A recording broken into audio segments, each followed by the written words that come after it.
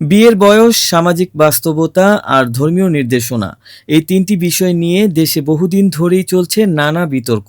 সমাজবিজ্ঞানীরা বলছেন আইনগতভাবে মেয়েদের বিয়ের বয়স ১৮ বছর এবং ছেলেদের ২১ বছর নির্ধারণ করা হলেও বাস্তবতার সঙ্গে এই কাঠামোর অনেক অমিল রয়েছে। গবেষণায় দেখা যায় সাধারণত ছেলেরা ১৫ থেকে ১৭ বছরের মধ্যেই শারীরিকভাবে প্রাপ্তবয়স্ক হয়ে ওঠে।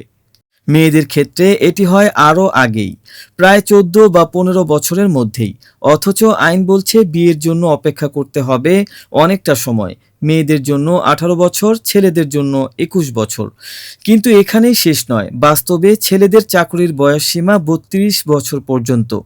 বিশ্ববিদ্যালয় থেকে গ্র্যাজুয়েশন শেষ করতে করতে তাদের বয়স দাঁড়ায় ২৬ বা ২৭ বছর।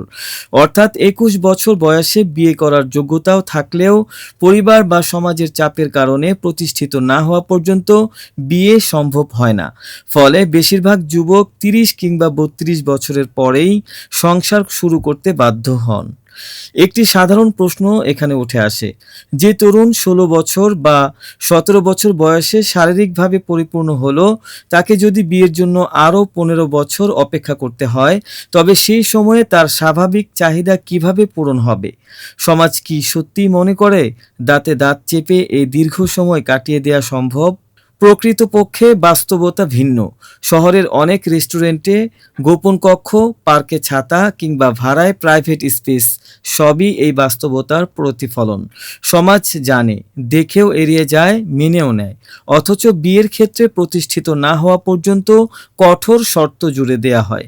অন্যদিকে ইসলামের দৃষ্টিতে বিয়ের বিধান একেবারেই আলাদা। পবিত্র কোরআনে বলা হয়েছে, সাবালক হওয়ার পর বিয়েতে দেরি করো না।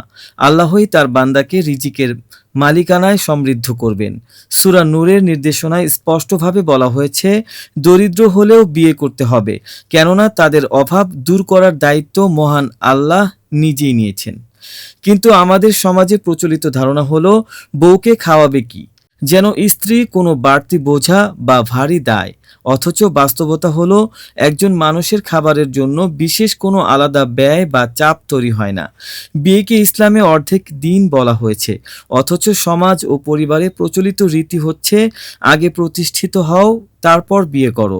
এভাবে অনেকে বিয়ের সঠিক সময় পার করে দেন। বিশেষজ্ঞরা বলছেন, এখানে দরকার সচেতনতা ও বাস্তবতা অনুযায়ী নীতিমালা। পরিবারগুলো যদি শুধুমাত্র সামাজিক অবস্থান না দেখে চরিত্র, সততা এবং দায়িত্ববোধকে প্রাধান্য দেয়, তবে অনেক সমস্যা কমে আসবে। ধর্মীয় নির্দেশনা, সামাজিক কাঠামো আর আধুনিক রাষ্ট্রীয় আইনের মধ্যে সমন্বয় না ঘটানো পর্যন্ত এ বিতর্ক চলতেই থাকবে।